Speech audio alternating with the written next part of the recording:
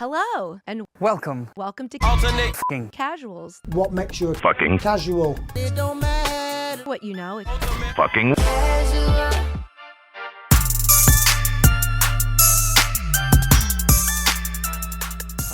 Okay. Ultimate effing casuals. We are back to talk the fights. Gentlemen, Nathan, Isaac, my fellows, how are we? Good. Considering what we're gonna talk about, man, I'm hyped. Real hyped. Yeah, we're doing well. Yeah, doing really good. Still reeling from this first little topic we're gonna hit.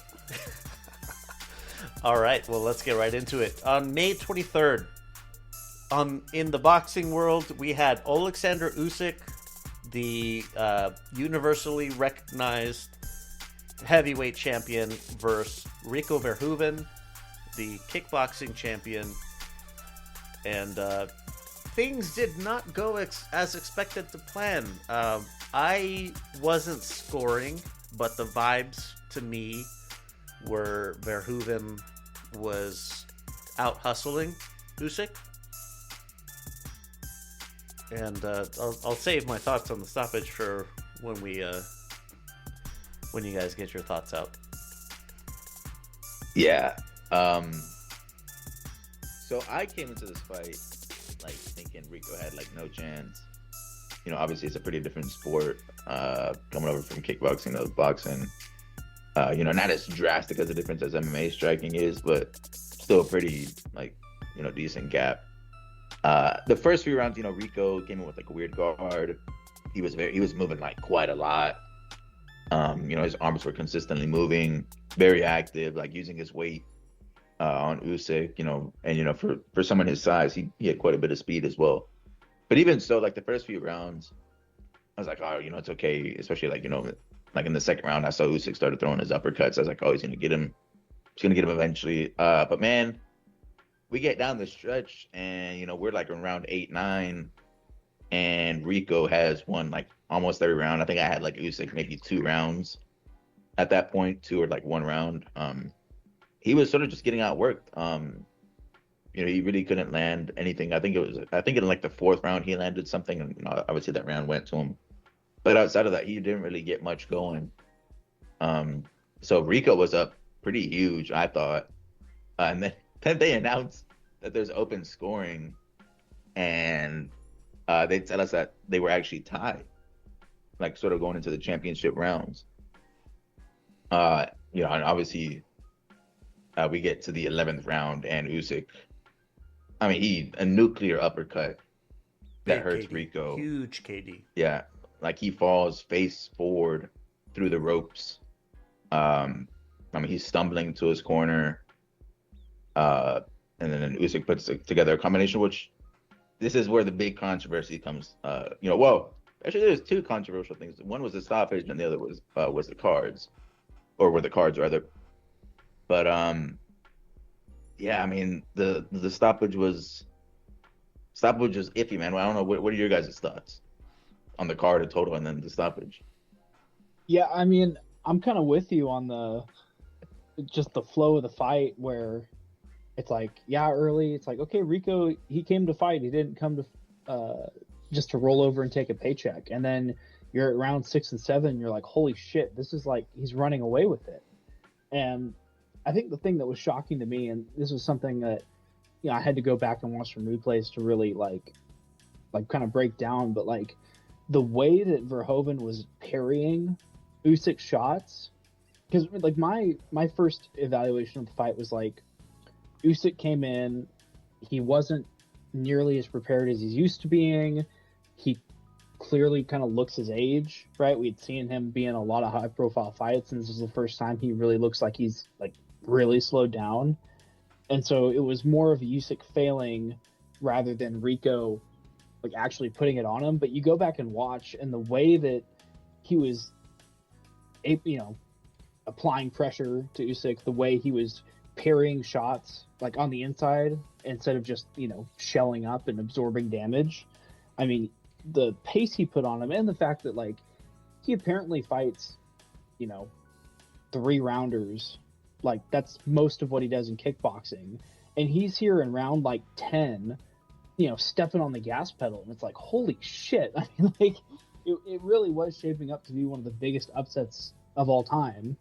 And Usyk, I mean, if nothing else, he did live up to his reputation of turning on down the stretch in the championship rounds.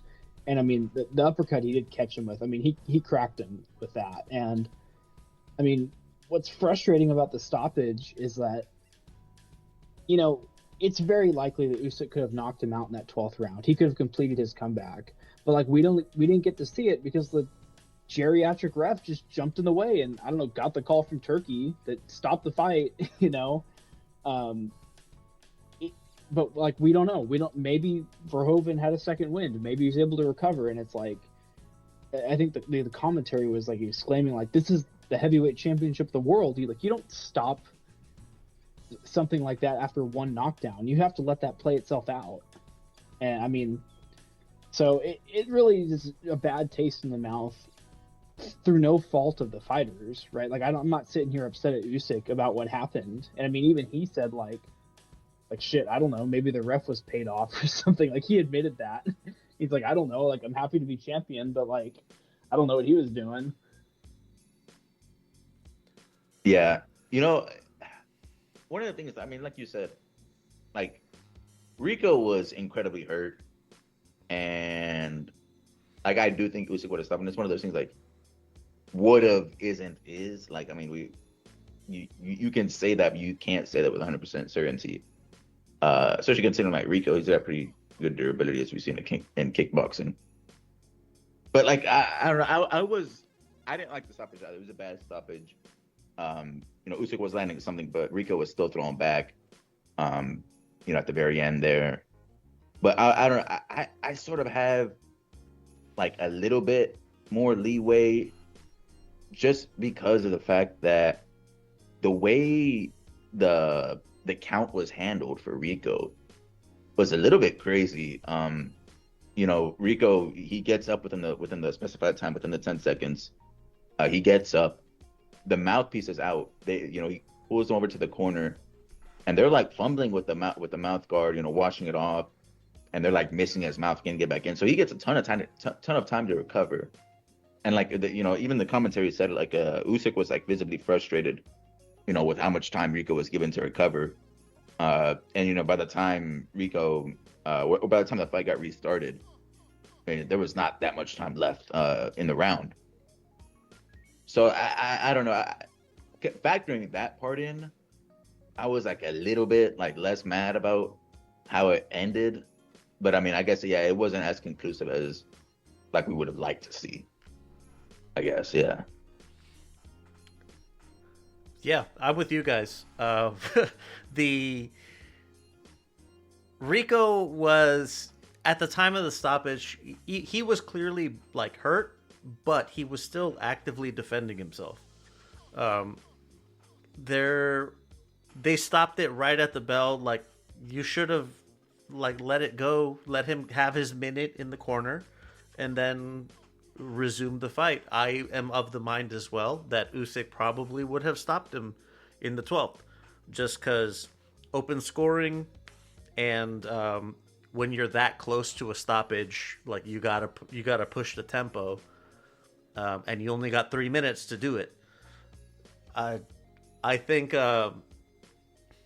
Usyk was robbed of a comeback, and at the same time, Rico was robbed of the upset of the century, of the potential upset of the century.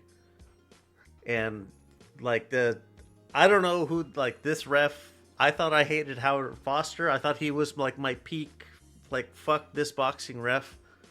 But apparently I got a new one. I don't remember his name, but I don't know if I can't have that kind of anger in my heart. God, it's just really upsetting that this dude would of all the times like you want to step in, that wasn't it. I don't. Yeah, and it's like it's sort of like messed up as well because like I mean, first off, like Rico, did a crazy job. Like his stock shot up. He surprised everyone. He did like way better than I expected to, than a lot of people expected him to. But it's sort of like robs Usyk as well, because like now, I mean, like you said, he had this crazy comeback. I mean, he was down big. He gets like the knockout in the championship rounds, but everyone's only talking about the controversy. They're not really talking about like, oh man, look at the comeback that Usyk had. Like no one's really talking about that. So it's messed up for both sides. But yeah, I mean, we'll see. There's a lot of now directions. I mean, we saw at the very end of the fight, they were they brought in Caballero, and they were discussing potentially a rematch with Rico as well. So I don't know. It'll be interesting to see like where they take Usyk. I would imagine they do Caballero next, since it seems like that was the plan. But I mean, I don't know. Maybe we could get a rematch with Rico as well down the line. But I mean, you got to imagine there's not that much left in Usyk's career. Sure, that means 39 years old. He said himself that he has 3 fights left. One of them was Rico. And the other 2 we are yet to see. But yeah, he doesn't have a lot of time left, and I know that a lot of fighters play around with, I'm retired for whatever reason. When Usyk says he's retired, I genuinely believe him that he's done.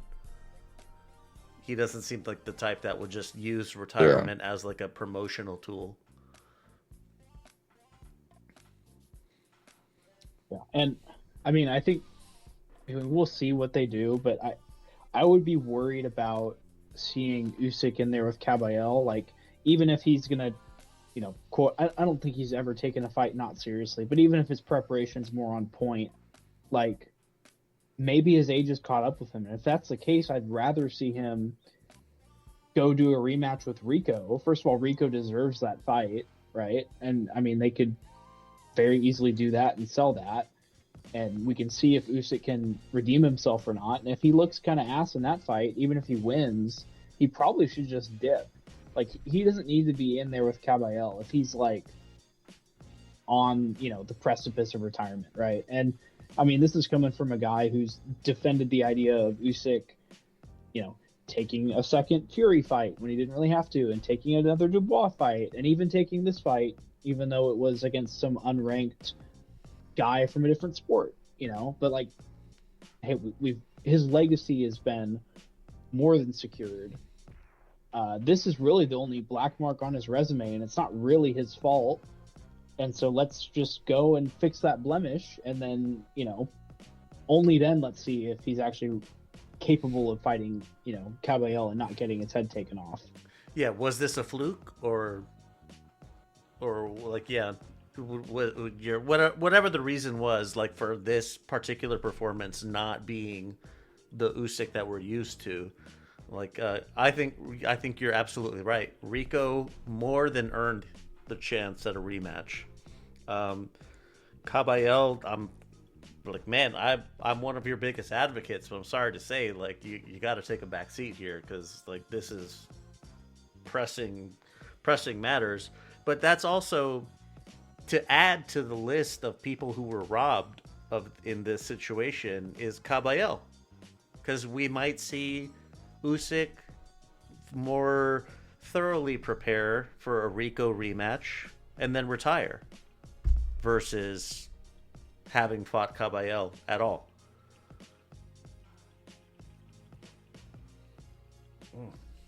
Yeah, I mean, I sort of do think they'll do Caballero just because, I don't know, it seems like that was the plan in place, but I don't know. It is a weird thing because even Turkey came in like in the middle of the interview, and he was like, hold up. Now I have to say, something about like, yeah, Caballero was next, but we can't forget about Rico. It was a great performance, and we must do the rematch as well. So I don't know. I mean, I wouldn't be surprised if they decided to go with the Rico rematch.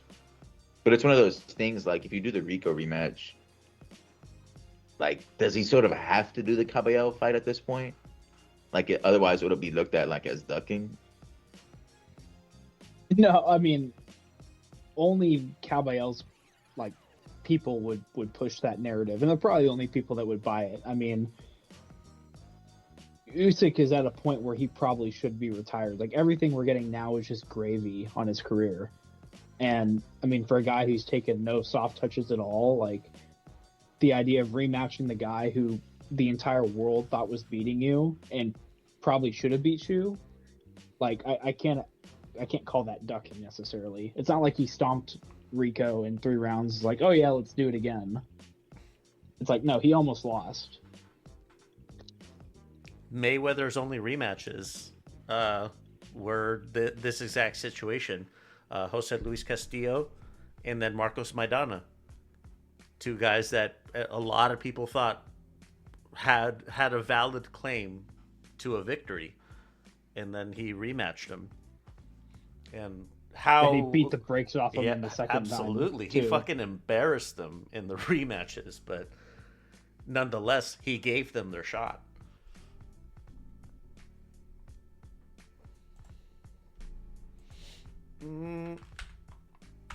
Anything more for Usyk Verhoeven?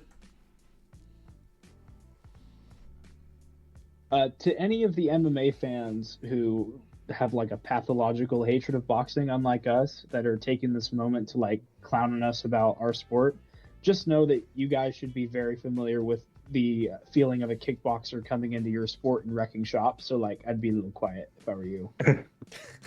Alex Pereira. We'll be talking about this more at length over on Boxing B-Sides, so wherever you're listening to this, you can find that too. Into the MMA news. One bit that made me kind of sad. Tom Aspinall has not been cleared by his medical team to compete. Damn it. I want him back. If there's any silver lining, like, this is the time of his career where he should be like absurdly cautious, but it's still concerning that he's not even been, cleared, because at that point you're probably 6 to 8 months away from a fight at that point. And so we're still looking at probably the rest of this year where we don't see Tom Aspinall. And it's like, I don't want to think about whatever my feelings would be if he never competed again. Like, that would just be tragic. But like, that is, it's on the cards. It's a possibility. What if he never gets cleared? Man. Like I said, I don't want to think about that. Yeah. Because, that would, we'd be missing out on so many good fights. One being like a Gone rematch, but I obviously I doubt Jones would have come back to fight Aspinall. But man, the heavyweight division would be in turmoil at that point. We're talking about Gone leading the division, and Volkov maybe being his best competition. That's like a nightmare scenario for the UFC as far as the heavyweight division is concerned. Not just that, but you have that one picture that, like, this felt like destiny. That this would happen whenever this picture was taken. Just gonna send it to y'all. I think Alex Pereira was doing his ring walk for one of his fights, and there's just this perfect picture of Aspinall just like sizing him up like fuck, this is gonna be a rival someday. And it's like, if that picture never gets paid off, I'm gonna be upset. When it's like, go on, it puts him in a weird situation because let's say Alex Pereira wins against Gunn, right? That's an interim title, correct? Yes. So it puts him in a weird situation because if Aspinall doesn't come back, is the coronation of Pereira, becoming a 3-weight champion, is it just gonna be like, it's not even gonna be a fight? It'll just be like, to use like a boxing term, like an email belt. I was just thinking that too. It kind of is. I think he would still feel that way winning the interim belt, but yeah, getting the official belt proper in an email, that would really blow. That takes a lot of the. I mean, winning an interim belt like alone, like a title at a third division is nuts. But I mean, you sort of want like the official thing, and him getting like an official title, without a fight, sort of just like sucks a lot of the like the craziness about it. It sucks it deflates a little bit. Like this momentous occasion, and it's not even a fight that where he gets it. But I mean, we'll see what happens. But hopefully next year we are talking sometime about Aspinall's next fight. Hopefully. Yeah, I'm hopeful as well. I think it'll happen. I think we'll get news of him being cleared later this year, and we'll get news that he's in camp for a fight at the beginning of next year. That's my optimistic timeline.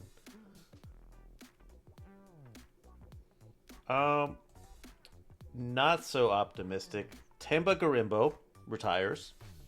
Colby Covington also retires. I never did check if he won that Real American Freestyle, if he won that wrestling match, because if he didn't, he would be without a win. I think it was GSP has a more recent win than Colby Covington.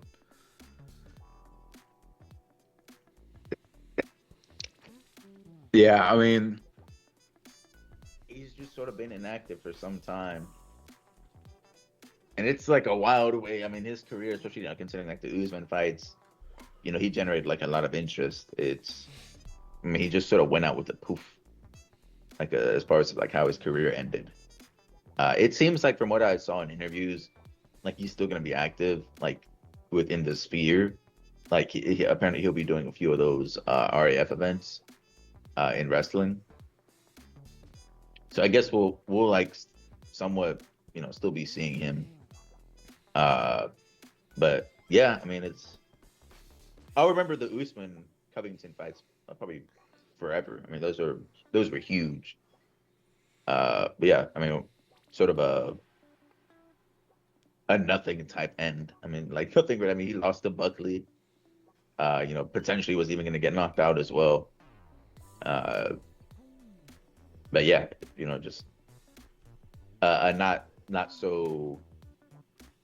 Considering how big the Usman fights were, it's nothing in comparison. Like I mean, like I said, just a poof. Yeah, and he fought too long. He probably should have been done after the Masvidal fight, but like there is something a little sad to it. Just watching, this was one of the most prolific characters the UFC's ever seen, right? And I mean, he definitely pissed a lot of people off, but like you also don't get entertainment like that in many other sports and have it also like mean something, right? Like when that wrestling bit happens in the WWE, it's like, yeah, someone's been scripted to lose, but in MMA or a combat sport, you actually get to get hit in the face if you say something a little out of line.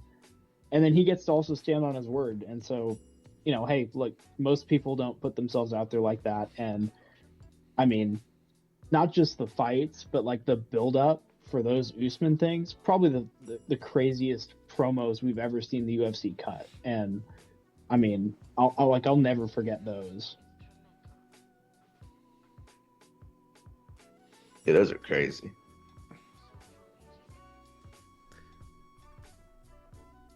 Oh, that does put it into interesting perspective. Like if you're gonna be talking shit the way that Colby Covington did, like you gotta stand 10 toes on it. The way that I always frame it is like with Mikey Musumeci in BJJ. People say he's cringe, he's like weird, whatever. Like, okay, well, there's the pit. Go stop him. Make him stop. You have every ability to do it, but he's gonna whoop your ass. And yeah, that's Colby Covington for a while. Yeah, I mean those fights are fun.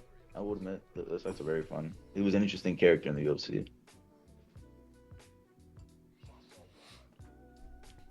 Jesus Aguilar and Austin Lane have been cut from the roster.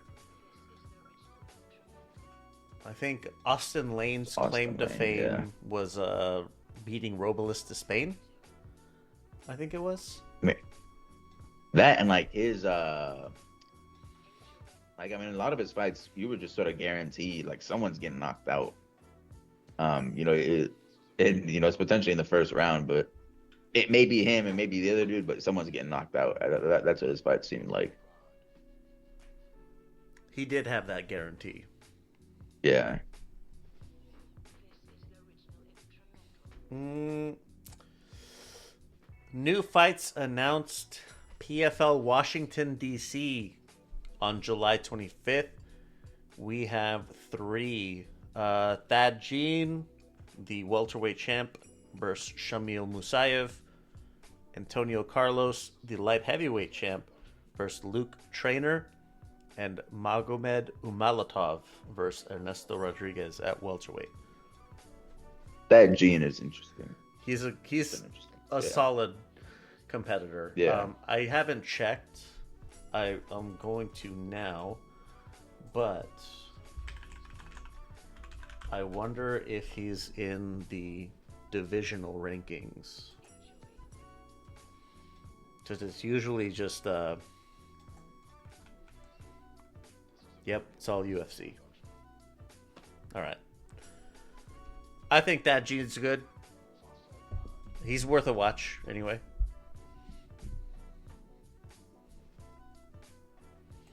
UFC Abu Dhabi, also on July 25th. We've got the main event, Magomed Ankalaev versus Khalil Roundtree.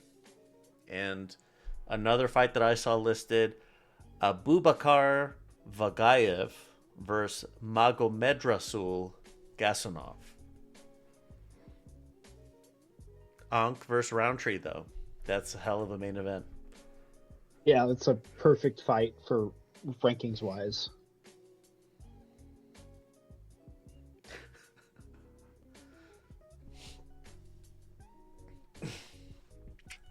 It'd be interesting to see if Roundtree has got what he has left, because he's been brutally knocked out his last couple fights. Man, bro, his fight versus Pereira, that fight that's one of those fights that takes years off your life. Like that last round, I mean, he took a crazy amount of damage. Roundtree's fight with Yuri also was one of those. Yeah. And then Ankalaev, he's been. I mean, his last fight was a Pereira fight, right? Yeah, he's been inactive, rested up. He took like quite a long layoff to get things back. Probably going to be injury free, at least like leading into camp. Yeah, I mean, that's a good fight though. Both of them are decent strikers. This is probably like some title implications for this fight. I wonder what else they put on this card though. I feel like that definitely can't be. I mean, it'll be main event, but I definitely can't be like the only good fight that they have. I can't even pronounce this dude's name. Magomedrasul. Yeah, no, you got it. Gasanov. Yeah, they gotta put a few more names. Normally for those Abu Dhabi cards, they put on some other, notable names.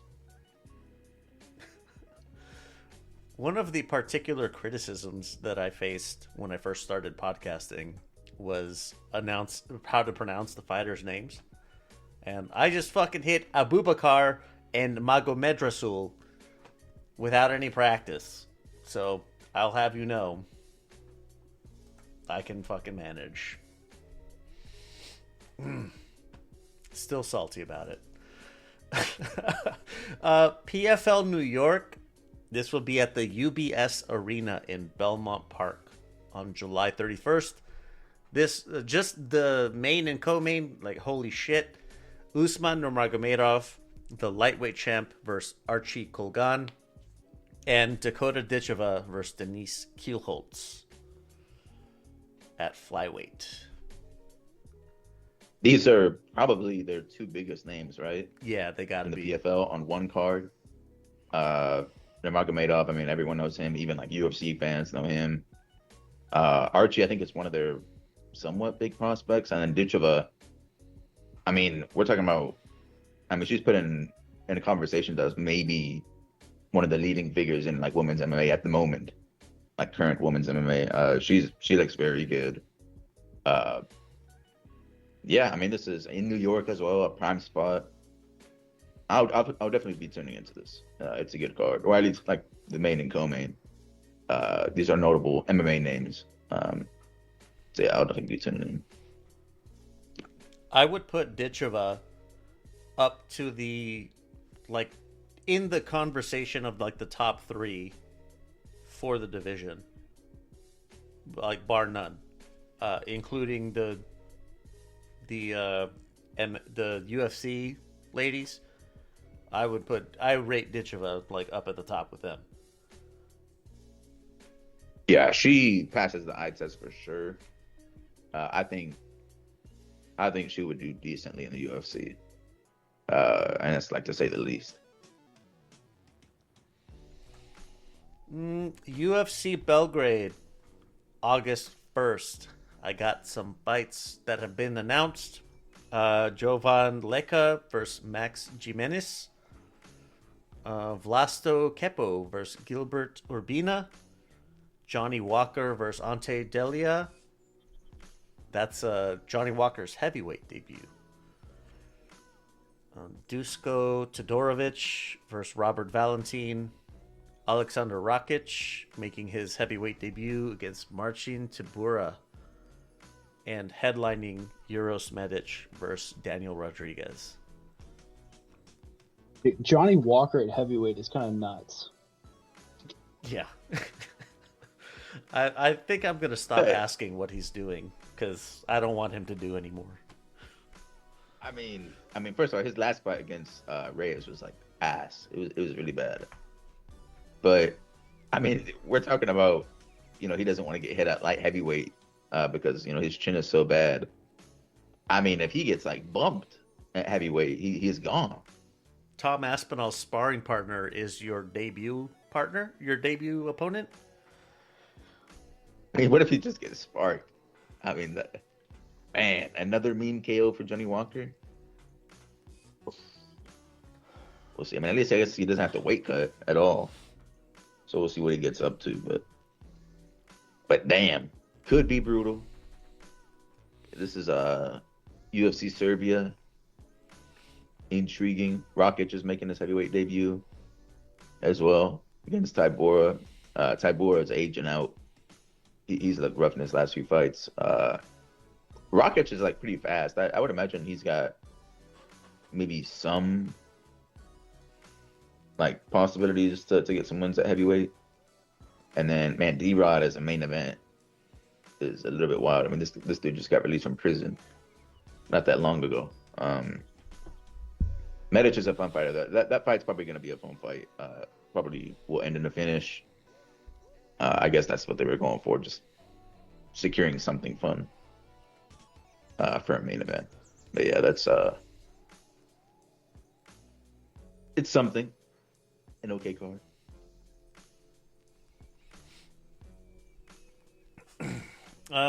Anything more for the news?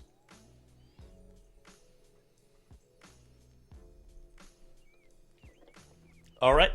The social media handle, LVX Media Net, all one word. You can find us on pretty much anything, except maybe Truth Social. I don't think I made an account there. Wherever you're listening, if you could hit us with a rating, it really helps move us up the accursed search algorithm. And the phone line, I want your spiciest takes, 833-589-7637. Hit me up in WhatsApp. Think about the last time you enjoyed a crisp apple, a handful of almonds, or even your morning coffee. We owe those simple pleasures to the hardest workers on the planet, honeybees. But right now, bees are facing unprecedented challenges from habitat loss and climate change, and they need our help to keep working. That's why we partnered with Project Honeybees. They aren't just a conservation group, they're a community dedicated to restoring hive populations and connecting us with the hives they save. And the best part is you can wear your support on your sleeve in a literal sense. The Project Honeybees create stunning handcrafted bee-themed jewelry, from delicate gold necklaces to sterling silver bumblebee earrings, and each piece is a conversation starter. More importantly though, every single purchase directly funds the placement of new hives, rescue of bees that are hived in precarious spots, and the protection of local pollinators. When you wear Project Honeybees, you're telling the world that you stand for nature's most vital workers. Look good and do even better. Help us save the bees one beautiful piece at a time. Go to lvx.be/bees and use the discount code LEO33862 for a nice little discount. That's lvx.be/bees. Be the change. You ever feel like you're staring at your screen through a thick layer of fog? You've got the coffee, you've got the to-do list, but your brain just isn't clicking into gear. Most of us just reach for another hit of caffeine, but that usually just leads to a crash, not a breakthrough. It's time to upgrade your cognitive fuel with psilocybin. This isn't just another supplement, it's a powerhouse of magical mushrooms that's been used for centuries to support mental clarity. It's the key weapon for anyone who needs to stay sharp and focused for the long haul. Psilocybin works by supporting your brain's natural ability to grow and repair neurons. We're talking improved memory, sharper concentration, and a steady flow of mental energy that doesn't leave you jittering, just alert. Whether you're grinding through a complex project, studying for a big exam, or you're just trying to stay locked in on what you're doing, this is the clarity you've been looking for. Stop struggling with the fog and start tapping into your full potential. Go to lvx.be/soul, get 30% off your order, help us out a little bit in the process. That's lvx.be/soul.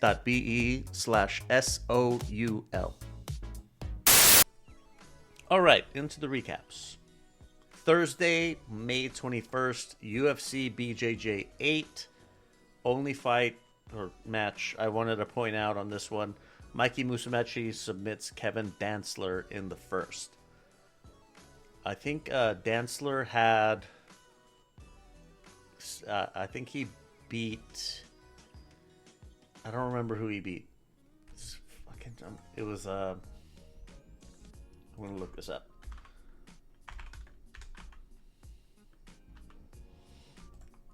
Kevin Dantzler... Aljamain Sterling.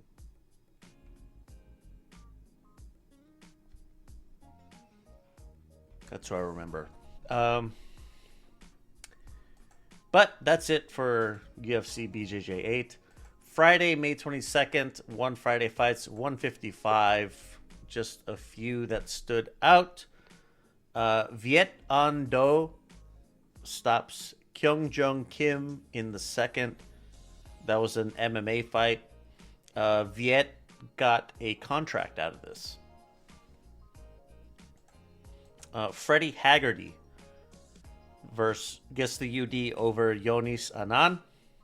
Both of those are the younger brothers of two very prominent ONE FC fighters. And Yod IQ split decision over Cameron Nabati. That was all in the paid portion. In the free part, Rustam Yunusov UD over Decho. That was the main event. Saturday, May 23rd, PFL Brussels. Oh boy, who did I pick up from the prelims? Hamzat Abayev stops Luka Poklit in the first. High Strangeness. Donegi Abena gets the retirement in the first, question mark, over Joe Schilling. This was weird. Yeah. Joe Schilling. So Abena headbutted Joe Schilling. There's no question about that. But Joe Schilling got like really heated, and almost like he didn't seem like he wanted to continue because he was so mad. And then the ref told, here's where the weird part happens to me, is the ref says, okay, we'll restart the fight however you want. And then Joe Schilling gets back into the bottom position that he was in when the headbutt happened. And then he gets mad again, saying, you're putting me in a shitty position. I think that's like his exact phrasing, was you're putting me in a shitty position after he fouled me. Well, the ref told you could do it however you want. But yeah, that was an interesting outcome. Yeah, it was a weird thing. I mean, first thing the headbutt, and then him just like straight up saying, no, we're not going to continue this. Like essentially I quit, but not because it was like too much, but because I don't think it's fair. Yeah, it was a weird sequence. And capping off the prelims, Gustavo Oliveira submits Boris Adiguzel in the second. In the main portion, oh shit, Asael Ajuji. Oh fuck, I think I got that right. Stops Keisuke Sasu in the second. I think this was a case of like too tough for your own good. Naoki Inoue split decision over Marceli Alves. Boris Antangana knocks out Jared Gooden in the first. Taylor Lapilu, UD over Jake Hadley. And Patrick Habirora stops Benson Henderson in the first. Benson Henderson's still fighting. Homeboy's almost 50. If he's not 50, he's fucking close.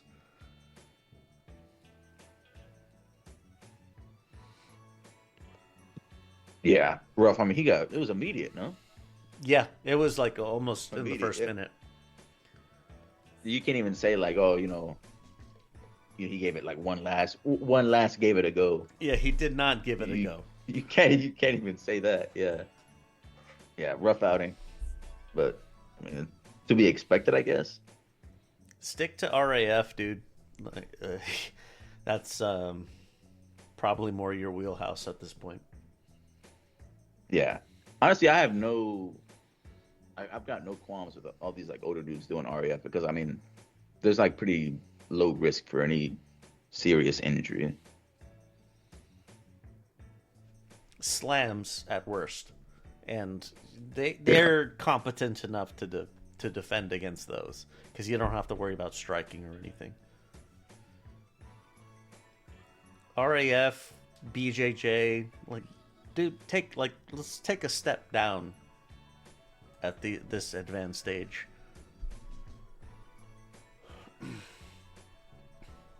Anything more for the limited recaps?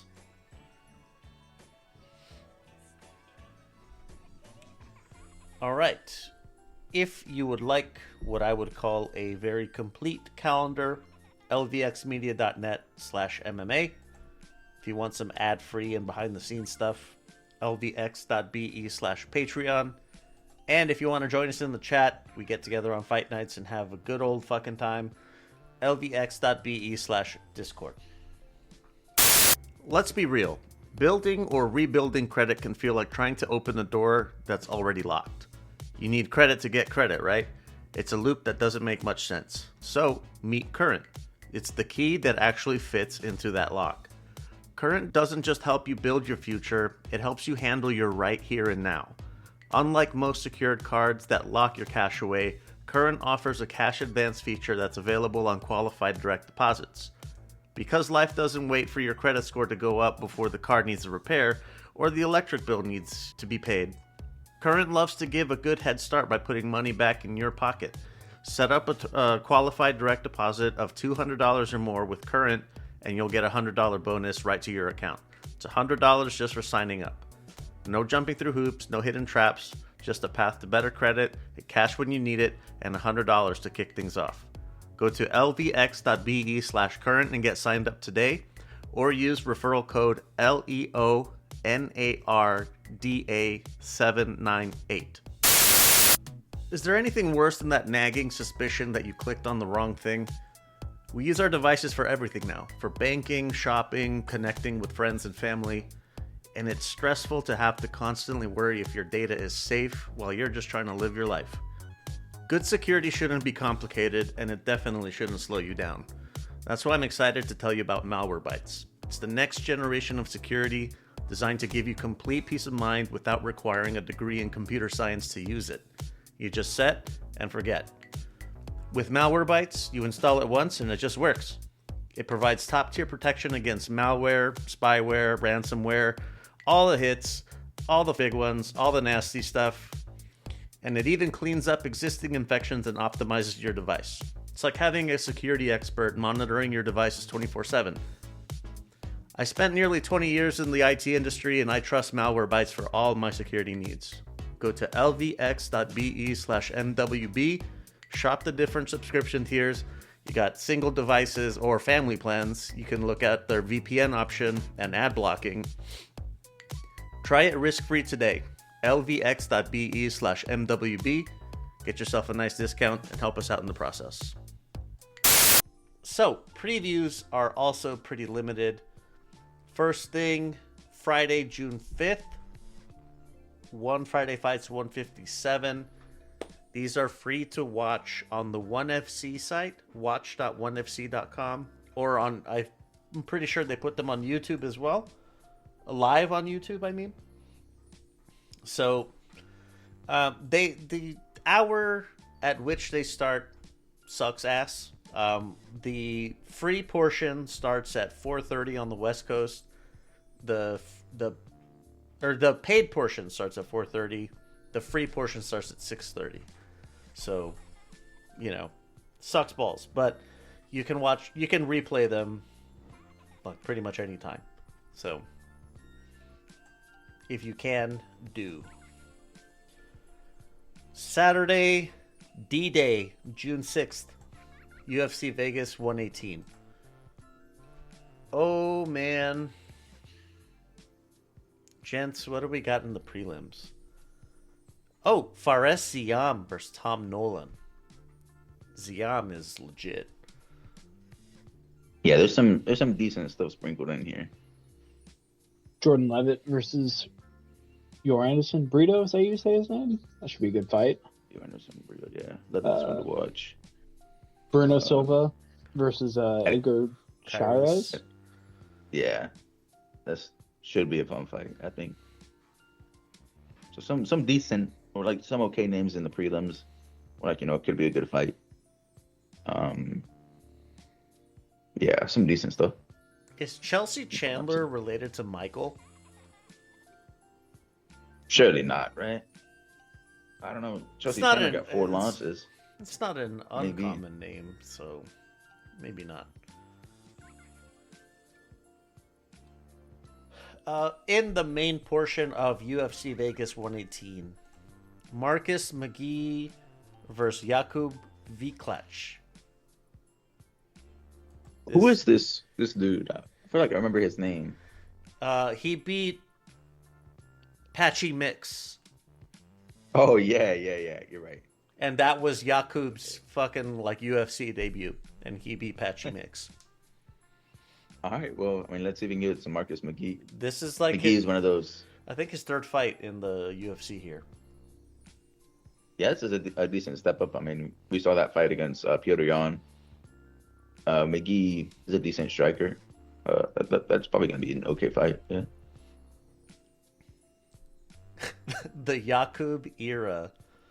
Jakub's everywhere, man. Yeah, for real. Yeah. There's the boxer coming out of Denmark he's at the top. Oh, yeah. He's top 5 right now at 168. Holy shit. Jakubs are coming out of nowhere, but I'm fucking here for it. Yeah, the what is it? What would you call it? The Agarthan National Championship coming out? The Agarthan heavyweight belt holder, whatever you want to call it. Good one. Emmanuel Rodriguez versus Matt Schnell. As we move up the bill, Iwo That's decent. Barnowski versus Billy Elikana. That's okay too. He's normally fun from what I remember. Good grappler. Like I think if I remember him correctly, he gets good submissions.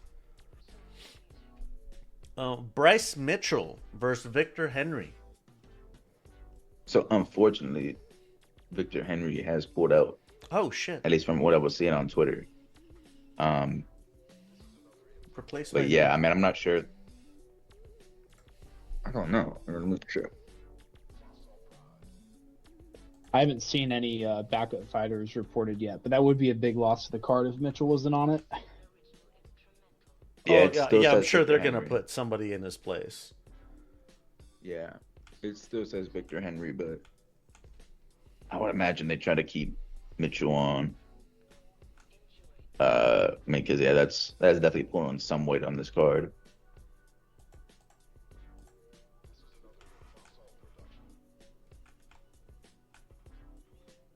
Yeah, Tapology has Victor Henry still listed.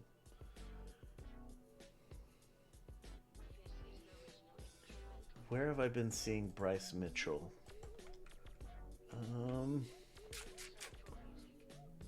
Hype FC grappling bout with John Silva was a draw. Oh yeah.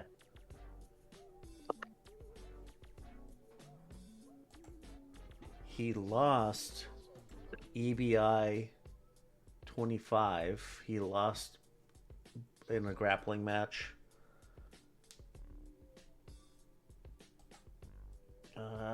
That was like a tournament because he won the first fight or match or whatever.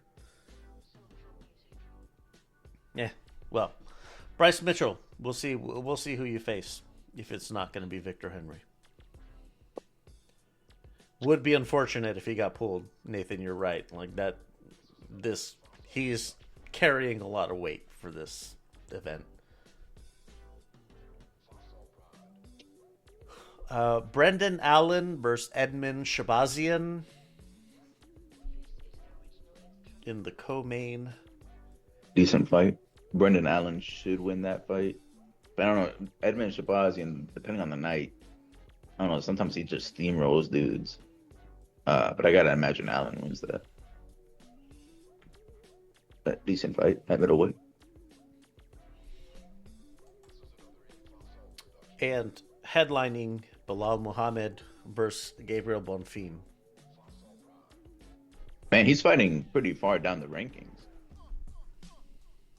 Number 5, Bilal's number 5, and then Bonfim is 11. That's pretty far down the rankings. And this is his Probably the first only fight guy they since... could get. Yeah. I mean, that first too. fight since JDM, and yeah, like this is probably the only fight they could scrape together. And somehow, Bonfim is favored in this fight, which is kind of crazy to me. Yeah, I mean, Like Bilal was competitive with JDM, and he's beaten most of his competition pretty one-sidedly. Like, and Bonfim, I don't see what he has for Bilal necessarily. Although I wouldn't be upset if I was proven wrong. Not the biggest Bilal fan here, just calling it like I see it. Hands of Canelo doesn't do it for you? yeah, I mean, that is surprising that Bonfim is the favorite. I mean, considering, like, just experience-wise, like, Bilal has fought much better fighters. I mean, like, Bonfim beat Wonder Boy. Let's see, Chaos Williams. I'm looking through his stuff right now. I mean, yeah, I mean, Bilal has been in there with some good people. That I am surprised by that. But I mean, I guess we'll see. Maybe Bonfim will rise to the occasion and jump up 6 spots in the rankings. But we'll see. Bonfim's only loss is to Nick Dalby. It's just random. So fucking random. Okay. Of all the people you're gonna... 2023, 3 years ago.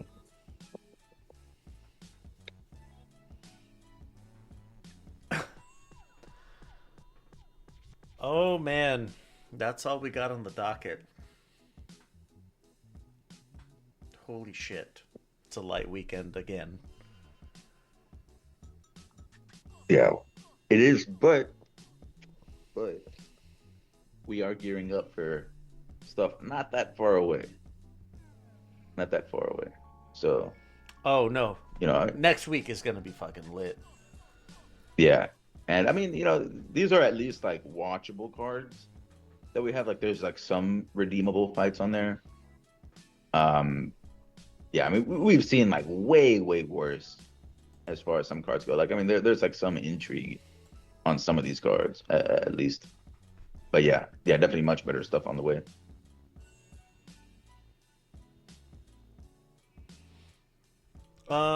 Well, with all that, we are heading into the last weekend before Freedom 250.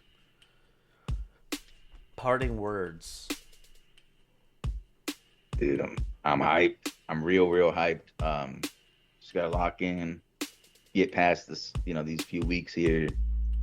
And then some really good stuff on the horizon. Like we're talking about get food ready, invite friends over type stuff. I mean, it'll be tremendous. Yeah, I mean we're entering. Oh, sorry. Go ahead, Leo. Oh no, not at all. I was gonna say, yeah, we're just entering the hottest part of the year, and that's not just figurative; it is literal.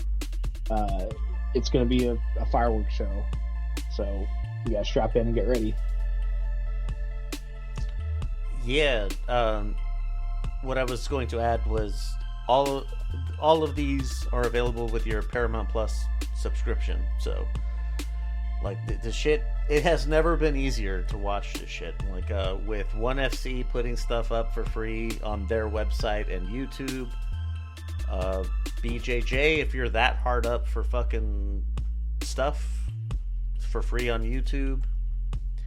And then UFC, all available on Paramount Plus. It is still shocking to me that like Freedom 250 is not going to be like a pay-per-view. That's fucking weird to me, in a good way, but you'd think, right? Yeah, for the caliber of event, I mean, it would have, you would have paid extra back in the day for this, and now it's free. So how about It's one that? of those things. Yeah, it's one of those things. I guess they're just like, maybe this drive subscriptions like way up for that month or something like that, and that's what they'll consider success. But yeah, this would have been maybe $100 pay-per-view, maybe even more, back in the day. Yeah, probably. I was thinking $100 at least. Listen, I'm not complaining though. I got my Paramount subscription. Well, that's it for this edition of the Ultimate Effing Casuals. Man, we will see you on the other side of this Vegas card, and we're going to be talking Freedom 250. Strap the fuck in. Lock in. Let's go.